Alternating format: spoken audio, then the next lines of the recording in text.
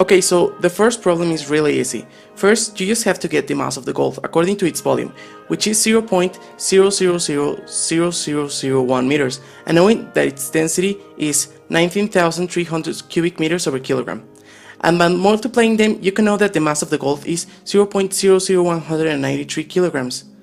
And now, to get the volume, you just clear out for the volume in this formula, which is now basically dividing the mass of the gold by the density of the water, which is 1000 kilograms over cubic meter, to get 0.0000183 cubic meters.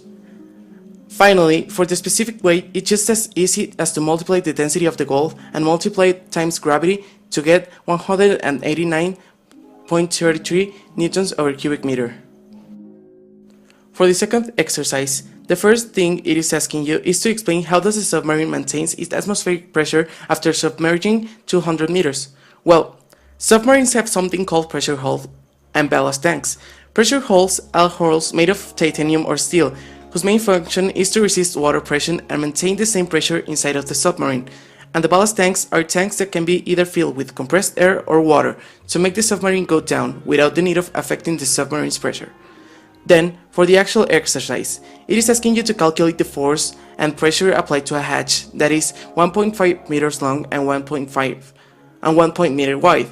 Considering that the submarine is at seawater, we shall use 1030 kilograms over cubic meter as the water's density. To get the pressure, you use this formula, because you already have all the values to get the pressure, which are density of the seawater, gravity, and height, which we know the submarine is submerged to a depth of 200 meters.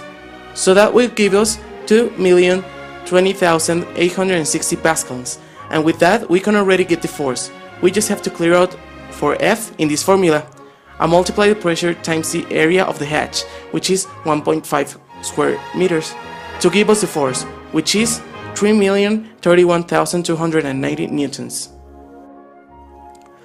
Now, for the third exercise, it is asking you how much force is needed to be applied in a small piston in order to lift a 1300 kilogram truck.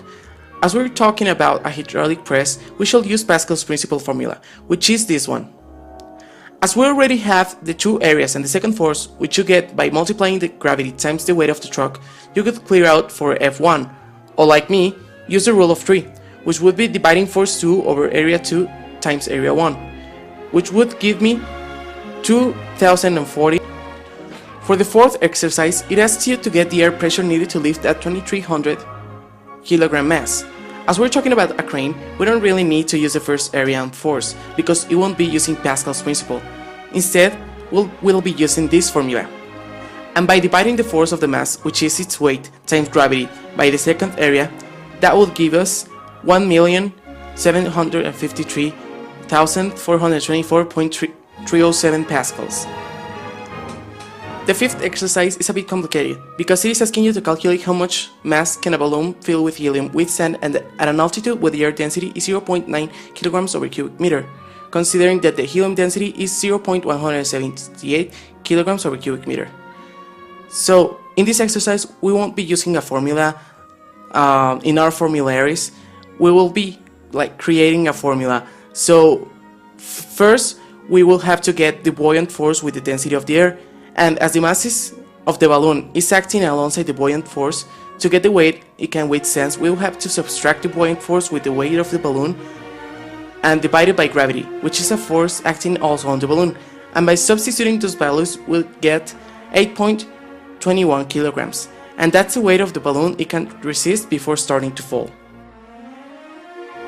In the sixth exercise, it is also asking you how much extra mass can a balloon resist. This one is really the same problem as the previous one, but instead of using a predetermined air density, we will use the default air density, which is 1.2 kilograms over cubic meter. So, just as the previous exercise, we'll need to get the buoyant force and the mass of the entire globe, again by multiplying its weight times gravity. To use the same formula as before in order to get the weight it can resist, which is 46,500.86 kg. For the seventh exercise, it is asking you to calculate the flow of the water, but in liters per minute instead of cubic meters per second, and then to calculate how much time it would take up to fill up a 20-liter container with that same flow. Well, in this problem, the only complicated thing is to convert from cubic meters per second to liters per minute. So first, we have to get the flow using this formula, which would give us 0.003 cubic meters per second. Then we have to convert it to liters per minute, which is kind of using a more complicated rule of 3. So we will have to multiply the calculated flow times 60 seconds, which is equal to 1 minute, and divide that by 1000 cubic meters, which is equal to 1 liter, giving us a converted flow of 226.19 liters per minute.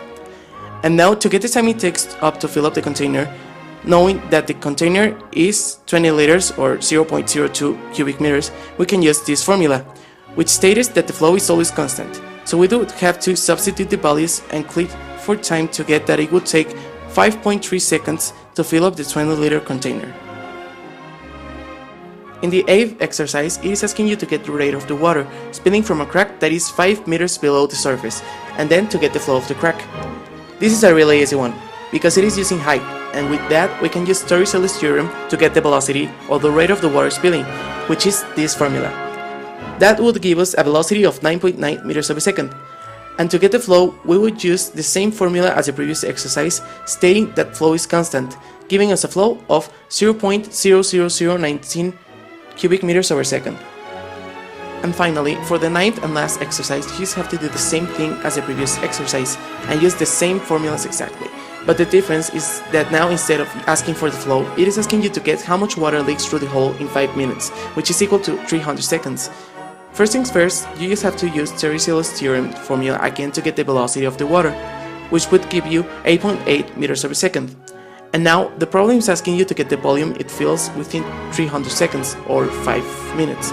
So instead of just using the same formula of the previous exercise and substituting the numbers, you have to clear out for the volume in that formula, because you already have all the data you need except for the volume, leading you to this formula, which by substituting it would give us a volume of 20.87 cubic meters in 300 seconds.